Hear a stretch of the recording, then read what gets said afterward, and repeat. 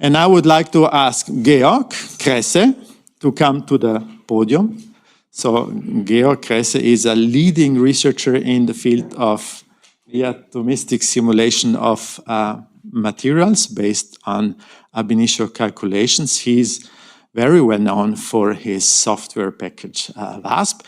He's a member of the Austrian Academy of Science. Says he received many prizes. He's homegrown here in Vienna. Basically, he got his PhD from the Technical University of Vienna. This is this other place. But then we stole him, and since 2001, he is here at the University of Vienna, and we are very happy about that, and we are curious to learn about your work, which will be, the talk will be about auxiliary field quantum Monte-Carlo. And before I start, I want to congratulate Michele for the prize, not so much. This is great, but actually your achievements, I want to congratulate you to your numerous achievements. I've always admired your work. I think you're one of the greatest scientists in our field, and yeah, I think you have inspired me in many, many occasions. Yeah. A small anecdote, so Jürgen Hafner, that was my supervisor, he gave a lecture and he always showed the structure factor and the pair correlation function of liquid silicon. And he did simulations using pair potentials. And during his lectures, he always said, look, this is the result of Michele Parrinello. And you see, it's much worse agreement than actually my results. So Jürgen's results using pair potentials, I don't think there is any usefulness in this. Now, let's wait a second, because about 1 year later, Jürgen Hafner came to me and told me, and I was doing pair potentials then, we have to stop. This is really not going anywhere. We have to do first principles calculations. And I agreed with him, and I think that was when we started the WASP code. But I think it's clear that this would have never happened without the inspiration of Michele Parrinello. Yeah, thank you. I think he's definitely the leading figure in so many areas. Yeah, I really... Your work is greatly inspiring and has greatly inspired me. Thank you. And yeah, the talk today is about auxiliary field quantum Monte-Carlo, recent enhancements, and periodic systems.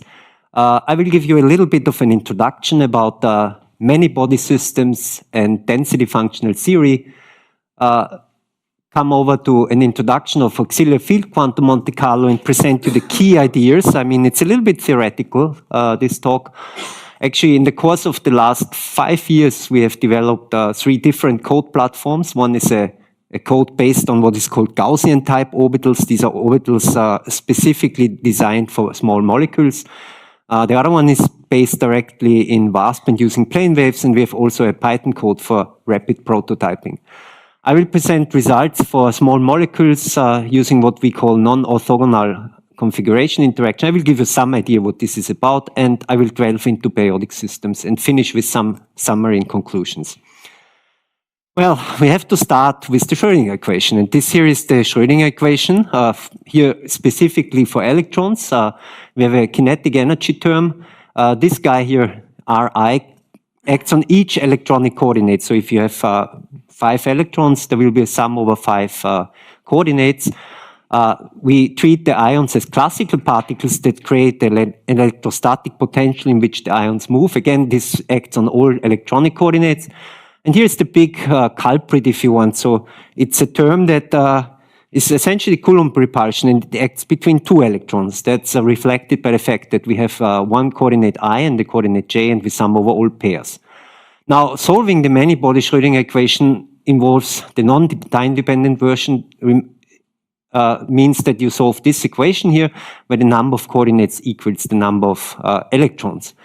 I mean, this is a difficult problem, and it's further made more difficult by the fact that fermions are antisymmetric. So the wave function is antisymmetric under the exchange of any 2 particle coordinates.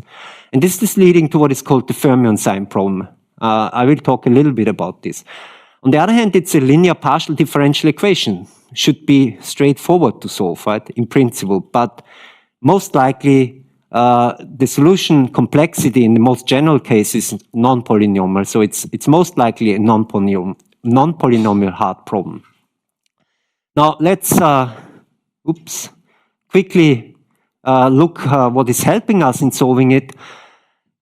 Computers have become faster. I mean, there was kind of a little bit of a decay in the growth of computer performance in the last few years until the inception, if you want, so of GPUs. So since then, I mean, the CPU performance has again, or the GPU performance has immensely improved. And we have seen recently a kind of 20 or even 100 times fold improvement in computer performance, yeah, thanks to these GPUs, if you can use them. So we are now talking about 100 teraflops in single precision on almost a consumer card that costs you, say, about 10,000 euro. Actually, you can sometimes buy it for 2,000 euro, right? So these gaming cards, they have a peak single precision floating point performance, about 10 teraflop. And typically the best servers that you can buy with CPUs have about 4 teraflop and cost much more. So this is going to have also an impact on the way we simulate materials. Now, the favorite theory of the last century, 50 years if you want so, is the density function theory by Walter Kohn. I've previously introduced this wave function object that depends, of course, on the many coordinates, and you want to calculate the amplitude of this wave function.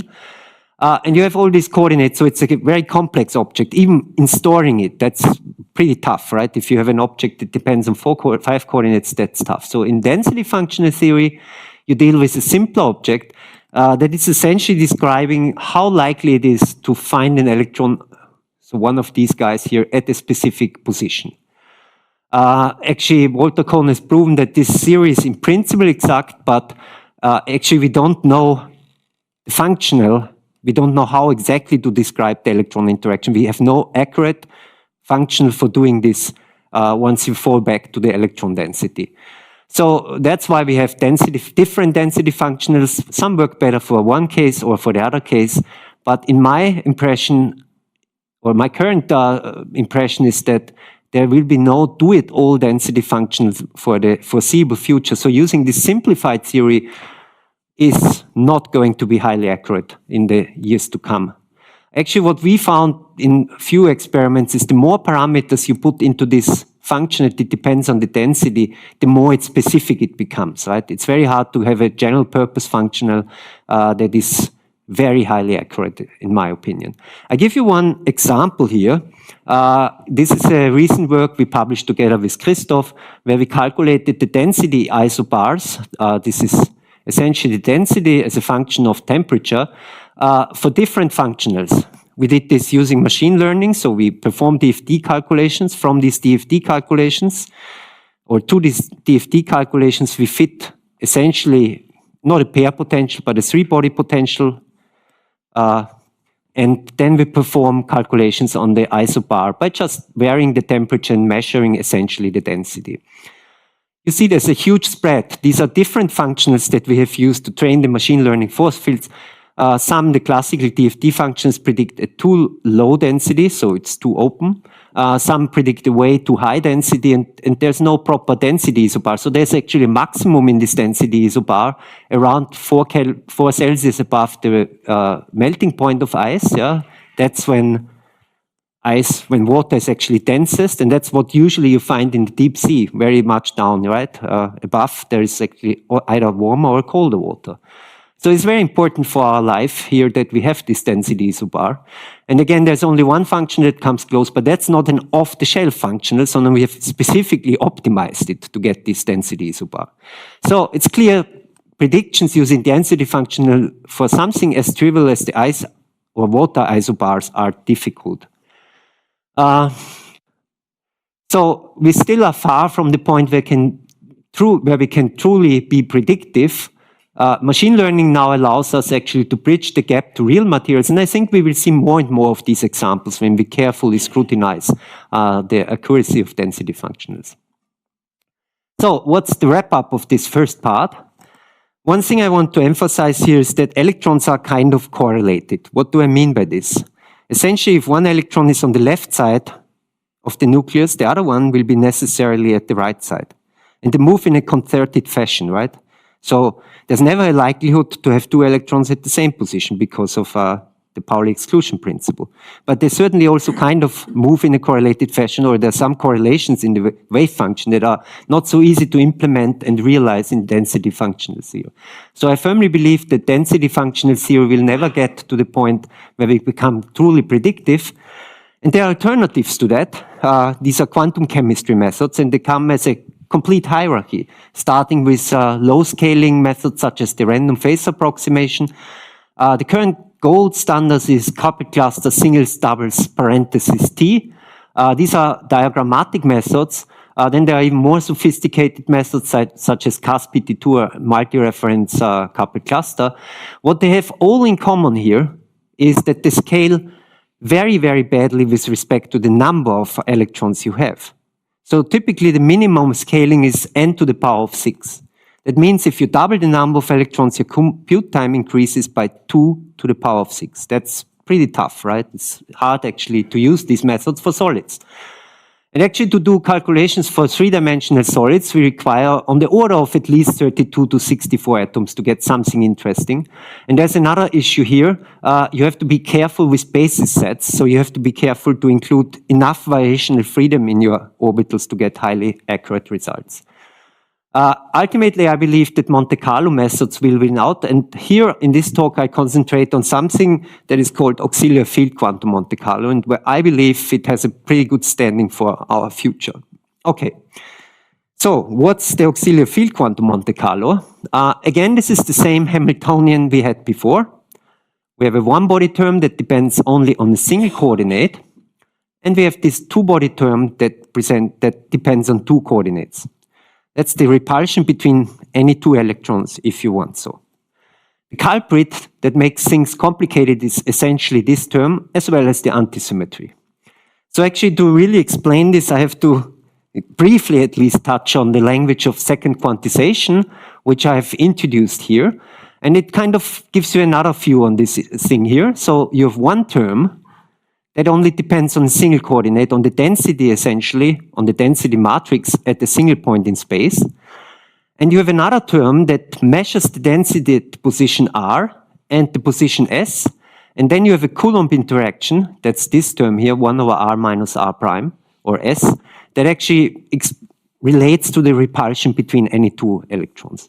So here you have a single body operator and you have therefore a two-body operator in the second term.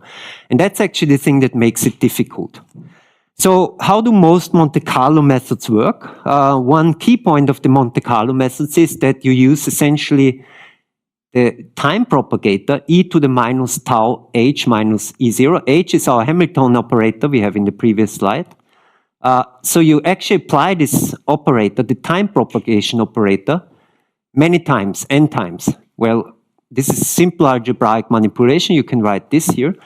And what you see now, this is in imaginary time. So usually there would be a factor I here, but we have removed that. If you apply that operator to a trial wave function, psi3 trial, what happens is that you project out essentially the ground state wave function. I've shown here the exponential for different decay constants, and you immediately see what it does. If you have actually a very large decay constant, so a large n tau, you have essentially a delta function that is infinitely high here and a decay to zero very, very rapidly. And this means you project out the ground state and dampen out all the excitations from your wave function. Almost all quantum Monte Carlo algorithms are based on this imaginary time propagation. And what you essentially do is you apply this time propagation operator many, many times to get to your ground state. Okay, the second thing we need to understand is the so-called Hubbard-Stratanovich transformation. And I will explain a little bit what that is about. It's actually a remarkable theorem by Hubbard and independently derived by Stratanovich. Here you see a Gaussian. We integrate over g squared dg, and we have shifted the Gaussian a little bit away from the center. But, you know, the integral over this Gaussian is a constant, right? Gaussian function, you integrate over it, wherever the position is, if you integrate from minus infinity to infinity, it's just a constant. In this case, I have actually made it 1. Now we take this term and calculate the square of this term. This gives us g squared divided by 4. The mixed term g times 2 square root ta here. Yeah, so 2 divided, so this mixed term comes up twice, so you cancel out the 4. And then you have here, you square this term here, and you get ta squared. So this is the same as above. It's still our Gaussian centered at 2 square root ta. The next thing is that we bring this term here, e to the minus ta squared, on the left-hand side. So we have e ta squared is equal to this here. Okay, this equation is pretty remarkable. So we have actually here the term a squared, and that's represented as a linear term that depends on the e plus eg square root tau a as a kind of linear operator. And we have here a distribution over different wave vectors g, and they are again Gaussian distributed, but now centered at 0. Why is this important? This even applies actually if you introduce operators. So it's not only true for simple scalars, so it applies for any operator, and it allows you actually to rewrite a time propagation operator with a squared term into a time propagation operator of a linear term times a Gaussian distribution. So you can go from a two-body operator to a one-body operator. Okay, well, this is in our case negative definite, so you have an additional term I here, I times g square root ta. So time has kind of been squeezed down to square root t. Okay, I will give you a second view on this. So we want to do time propagation with the Hamilton operator in imaginary time. And the culprit and the real main problem is this two-body operator. Yeah. What I have used here is the standard Trotter factorization. So I've split up the Hamilton operator into a one-body term and a two-body term. And here we have the one-body term times tau half. Here also the one-body term times tau half. And here we have this two-body term that stems from this particular term. And here we have an exponential of an operator which involves of two operators, n squared. And that's where we do the Hubbard-Stratanovich transformation, this trick that I have introduced before. I will give you a pictorial view what it means. So you have an electron coming in and another electron coming in, and usually they are scattered by each other. So they have the Coulomb interaction in between. So this here is the usual Feynman diagram to draw this. One electron comes in, is scattered by the other electron and goes out. Now the Hubbard-Stratanovich actually replaces this by kind of a bars where an electron comes in and is scattered by a random field that is essentially Gaussian distributed. And then it continues its travel. It doesn't speak with the other electron coming in, so they come independent, yeah? And are both only scattered by random fields. And this is in principle an exact transformation, again, that was incepted by Hubbard and published in 1959. Okay, so it means we get rid of this two-body term and can replace the two-body term essentially by one-body term where we measure the density at the position and multiply with random fields at each wave vector g and times the square root of the Coulomb potential. Well, the square root comes in, if you start from the original derivation, you essentially get square roots down here. Okay, this is pretty amazing, and already the point where I will leave theory behind and just going to wrap up what we have achieved up to now. So what you do is essentially, you have here a one-body operator, which is usually just the kinetic energy and the ionic potential. You propagate electrons using this operator in imaginary time. Then you have a second operator where your electrons are scattered by random fields. So you have a random field or random densities. You create a kind of Coulomb potential corresponding to that. And electrons are scattered by this one-body operator. This is done actually in imaginary time. This is this I that I had here. Yeah. So this is done in real time. And finally, we do a second damping again in imaginary time, and where again the one-body operator acts. That's pretty much all you do. So here you do damping in imaginary time involving only the kinetic energy and the ionic potential. This is like a dice, yeah? It scatters your electrons randomly at this random potential. and then you dampen again the electrons. The first to do this was actually Roy Baer, Martin Head Gordon, and Neuhauser, and they published it already in 1998. They were not successful because at that point, computers were not powerful enough to really do this on a scale that is necessary. Okay, so give you a picture how it works. You start similar to a DFT calculation with a set of orbitals describing your electrons, one electron orbitals. You don't have just one set, but you have typically 10,000 of these sets. That's like 10,000 DFT calculations. Then you start your propagation using this propagator I've shown you before, where you do damping, dice, random move, damping. Okay? You do this not only once, but you do it typically 10,000 times. So 10,000 walkers, 10,000 time propagations, and then in principle you have to do still one more thing, and that's measure the energy. To measure the energy, you use this equation here, which you should know. So it's the ground state wave function, the Hamiltonian, the ground state wave function. We've just determined the ground state wave functions by propagating in imaginary time, starting from a trial wave function. We have done this many times for many starting walkers, and we have obtained then many, many different walkers, say 10,000 times 10,000, so something like 100 million walkers. And we describe our ground state wave function by a linear combinations of these 100 million walkers. And then you slot it in here, and you have to do the calculation. That's a little bit unfortunate because 100 million wave functions here and 100 million wave functions here, that's not going to sit well. That's going to be tough to calculate. So one uses a trick. If the propagator and the Hamiltonian, well, usually if the propagator is done exactly, it commutes with the Hamiltonian, right? So you can commute those both, and you get up this equation, and this is our final equation. So we have here our trial wave function that we had here. Yeah, we've commuted the propagator to the left. We have here our Hamiltonian, and this is 2 times an infinite number of propagations, so you get essentially your population of walkers.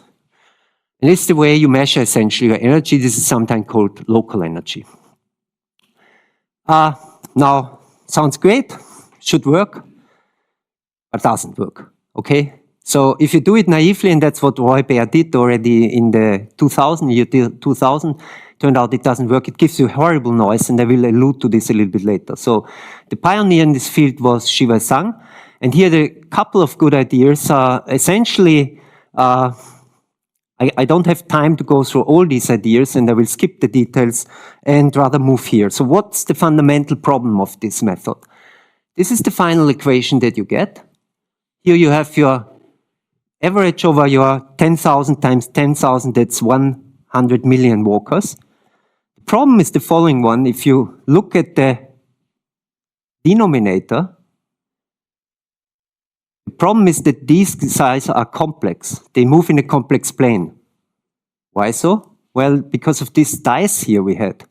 So we have here an imaginary potential, and if you do that properly, it means that you move in the complex plane. So these guys here, they walk all around the complex plane.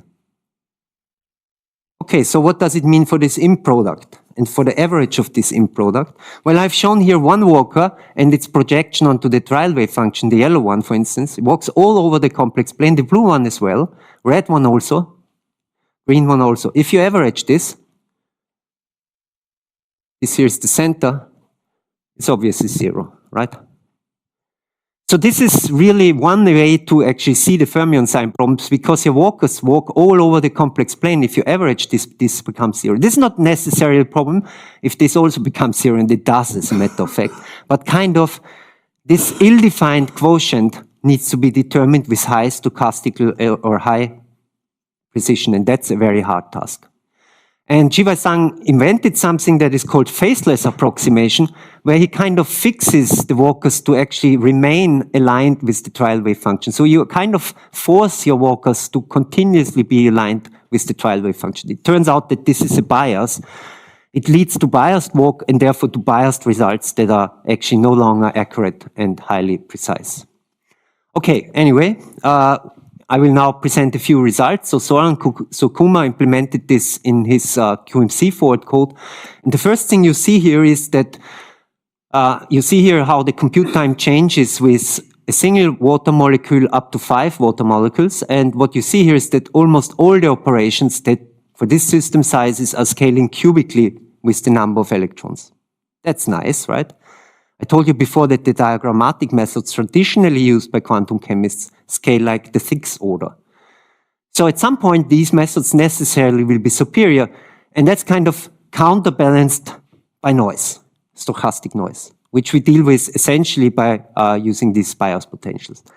Okay, when I wrote the proposal in 2019, I wasn't aware of that paper, it wasn't published.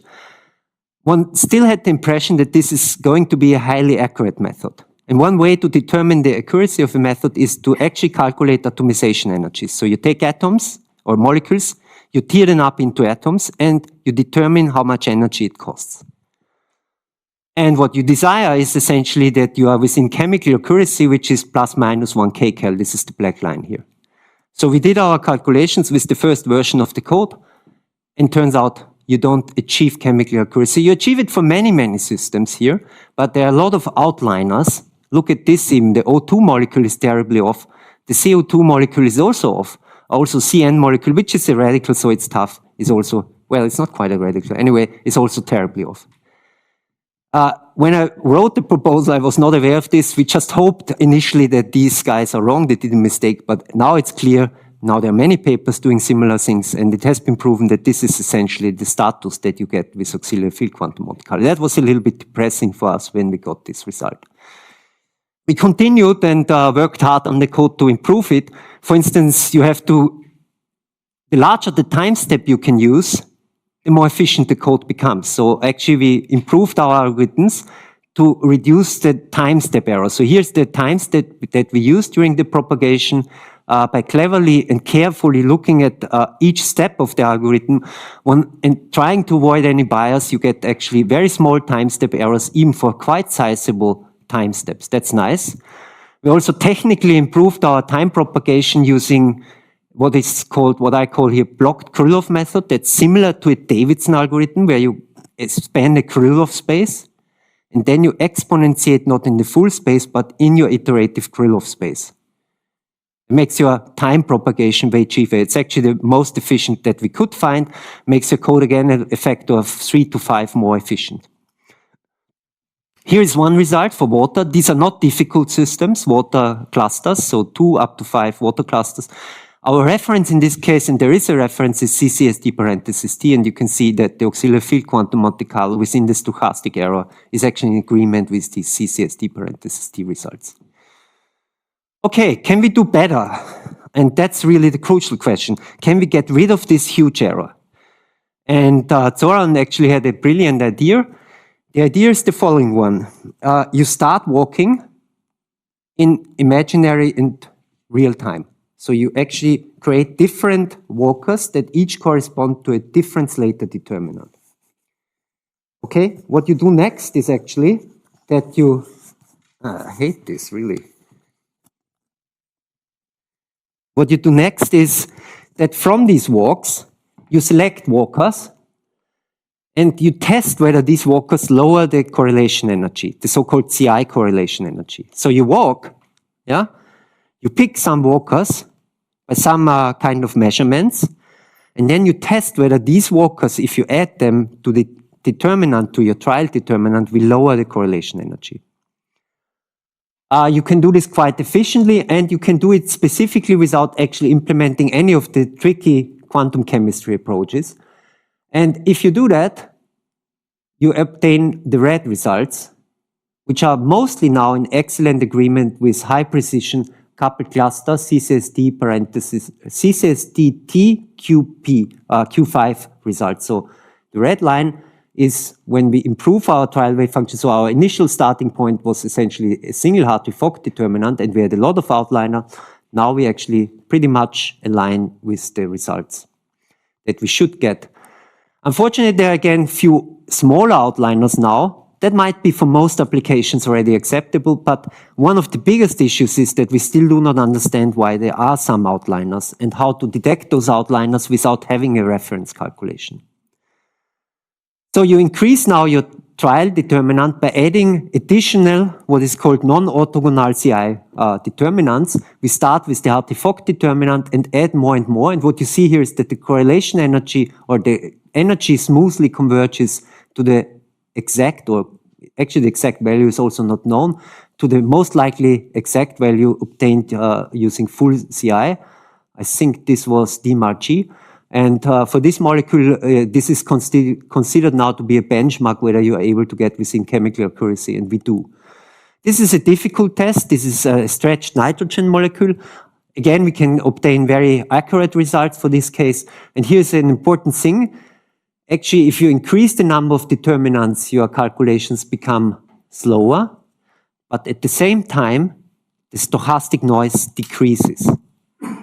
So as you increase the number of determinants in your trial wave function, you start with a better trial wave function, therefore the stochastic noise massively decreases. So overall, yes, you pay a higher price if you have more slated determinants in your trial wave function, but the scaling is not as steep as one might fear. It's roughly only to the number of slated determinants to the power of 1/3. Okay, I will leave this out. Now, what I'm really interested in is to do accurate reference calculations for solids. The only method that is available is currently CCSD parenthesis T, and these are mostly calculations of Andreas Grüneis, a former PhD of mine who is now full professor at the Technische University. So we can get reference calculations using CCSD parenthesis T, and what you see here is that this auxiliary field quantum Monte-Carlo here for the solid is also in almost perfect agreement with the CCSD parenthesis T results. I will skip this. I will show you rather the scaling again. So the problem of CCSD parenthesis T is that as you increase the number of K points, you have a steep increase in the compute time. K points is the way you sample the Brillouin zone. So as you sample and include more K points to sample the Brillouin zone, for CCSD parenthesis T, the scaling actually increases with the 5th order or even the 6th order of the number of K points. With auxiliary field quantum Monte-Carlo, you bring this down to a cubic scaling. Also, the noise decreases as you increase the number of K points, but I have no time actually to go into this, which actually means that it's even subcubically scaling with respect to the sampling of the K points. So the last step was to actually create a plane wave-based auxiliary field quantum Monte-Carlo that can run within WASP. This code has some advantages. It's strictly cubic scaling. The code that I alluded to before actually has some quartic scaling, so n to the power of 4 steps, few, so that you don't see it for the system sizes we considered. This code is strictly cubic scaling. And the trick here is that we never store anything. So the 2-electron 4-orbital integrals, these are the integrals describing the interactions between 2 electrons. They are never stored on this. This is usually done in quantum chemistry calculations. It's not necessary here. It has a tiny memory footprint and it's suitable for massively parallel GPU systems. We can use the projector augmented wave methodology. That's our favorite method to describe the interactions between electrons and ions within the WASP code. And the code always reads results at the basis set limit. So you don't have to deal with how many orbitals you include into for the excitation space. A lot of things we had to work on. I'm not going into details. It was hard work to get this efficient, to make it efficient. We use either Taylor expansion or a Bloch-Krylov method. There were some issues with the PAW method, like you need to invert the overlap operator, which was a little bit tricky. It took us some time to do this very, very efficient. So we found actually a compact numerical representation, algebraic expression for this, and it works now extremely efficient. I don't have too much time to present results. I will present you one result that we just obtained very recently. One not so easy thing to calculate are lattice constants. You might think lattice constants are easy, but you have already seen it for ice, right? Yeah, that we had a huge error in the volume, in the densities. Here we looked at something easier. These are actually the lattice constants of silicon carbon, boron nitride, and boron phosphide. And essentially, we want to obtain an accurate lattice constant. And if I say accurate, I mean errors of about 0.1, 0.2%. The best methods that are available are either MP2 for solids or the random phase approximation for solids. And you see already that these result in quite substantial errors. So RPA gives 2 large lattice constants, MP2 gives 2 small lattice constants. And we now try to correct the error using this auxiliary field quantum Monte-Carlo. We do this rather simply. So we calculate the MP2 and the RPA results at the limit of infinitely many K points. Currently in VASP, we still have to use supercells. So either we have an 8-atom, 16-atom, or 32-atom supercell. So we calculate the MP2 energy for these supercells and then add back the auxiliary field quantum Monte-Carlo for this supercell up to 32 atoms. And if you then calculate the lattice constants, you obtain essentially identical results with MP2. So MP2 slowly creeps up in the lattice constant here as well. Well, here I don't have all the data. Creeps up until it gets here. And the RPA in one single step goes down. So you need not a lot of supercell calculations to actually correct the RPA. More or less after the first step, maybe after the second step, you are essentially there. Now, there are astoundingly little and few results for lattice constants that I consider to be accurate enough. The only ones that have been published are using diffusion Monte-Carlo, using the Casino code and Richard Neitz, and in these cases, we are pretty much on top. You might ask, shouldn't we be here, exactly in agreement with the experiment? Yes, we should. The reason why we aren't is that we have neglected core polarization here. So the cores, the 1s cores and the 2s cores for silicon and 2p electrons are neglected in those calculations, and it's very likely that this will slightly reduce the lattice constants. Okay. This was really a hard ride. I would say it was quite an ambitious project, and the calculations we do with VASP are expensive, and I think quite incredibly so. Think about, if you have ever done DFT calculations, think about 10,000 DFT calculations, independent ones, each taking 10,000 time steps. It's just a horrible compute time.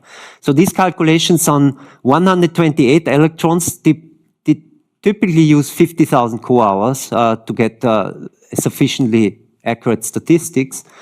The problem here is this imaginary time propagation that we get from the Hubbard-Stratanovich transformation, the dice I was talking about. The dice really causes a lot of jumps in one or the other direction, but it's necessary. It's part of the stochastic process. The method is thus slow and requires incredibly many steps.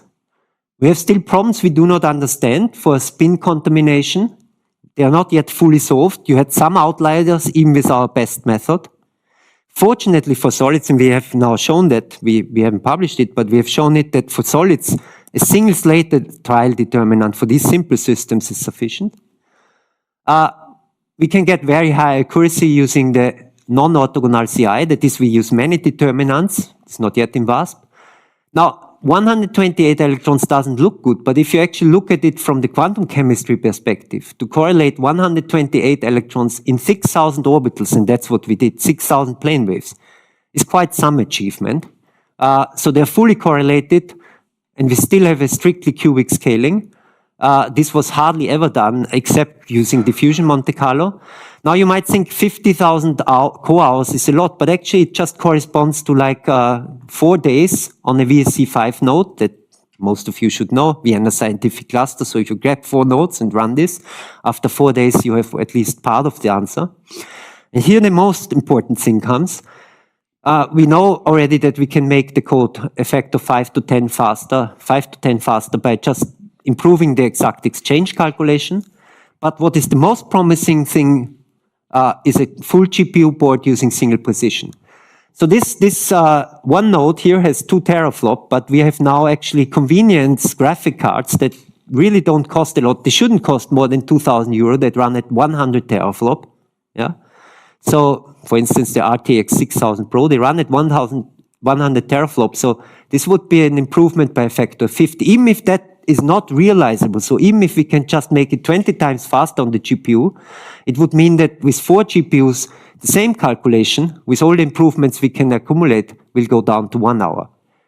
That's getting interesting, right? If you can run a calculation in 1 hour for such a solid with 32 atoms, you get into the ballpark where it gets interesting. And that's where we are heading for. So this is my hope for the future. It's still a lot of work to do. I mean, coding is the most difficult part. I just want to, before I leave you, briefly,